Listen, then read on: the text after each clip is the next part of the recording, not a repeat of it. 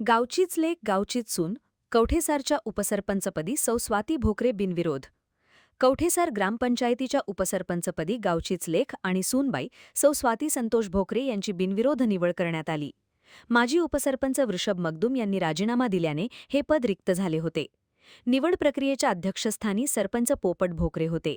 सौ भोकरे या कवठेसार ग्रामीण बिगरशेती पतसंस्थेचे चेअरमन व युवा नेते संतोष भोकरे यांच्या सुविद्य पत्नी तसेच शरद साखर कारखान्याचे माजी संचालक स्वर्गीय तात्यासाहेब भोकरे यांच्या सूनबाई आहेत.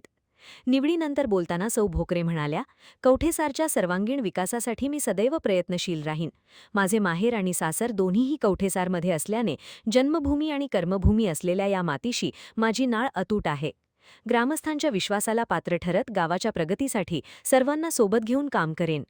यावेळी ग्रामपंचायतीचे सर्व सदस्य, ग्रामसेवक अतुल कांबळे, तलाठी पवन सुतार, माजी तंटामुक्त समितीचे अध्यक्ष सुभाष माने, माजी सरपंच बशीर फकीर, बाबासो मगदूम, राजू अवगोंडा, सुशांत पाटील यांच्यासह ग्रामस्थ मोठ्या संख्येने उपस्थित होते.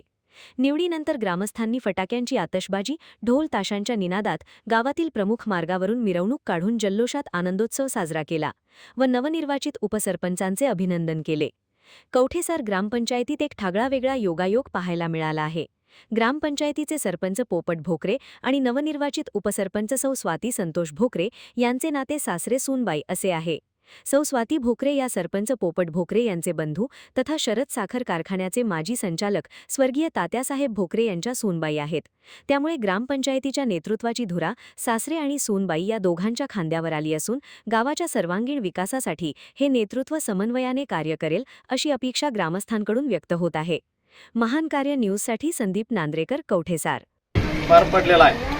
अशा पद्धतीनं सर्वजण विकास कामं खेचून आणण्यासाठी आपण पुन्हा एकदा आता बऱ्यापैकी 2 पानंद रस्ते आता चालूमध्ये, त्या इमारती 3-4 महिन्यात पूर्ण होत्या. दोन्ही पानंद रस्त्यासुद्धा अजून आपल्याला बळीराजा पानंदमध्ये जॅकवेलकडला रस्ता त्या ठिकाणी धरलेला आहे.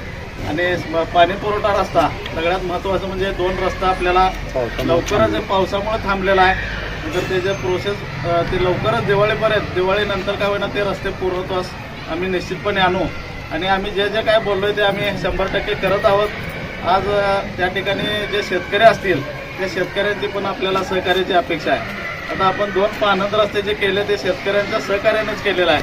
आणि असं कवठेसारसारखं अखंड पानंद रस्त्याचं काम शिरोळ तालुक्यात कुठेही झालं नाही ते मी आवर्जून सांगेन.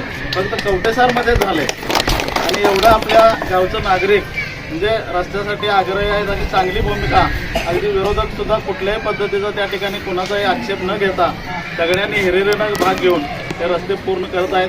आणि आपल्याला खरी गरज आहे आता कवठेसारसाठी पानंद रस्त्याची. तर राहिलेले रस्ते सुद्धा लवकरात लवकर आपण पूर्ण करणार आहोत. एवढंच अभिवादन या निवडी प्रसंगी देतो आणि सर्वांचा आभार मान्य. सभा संपली असं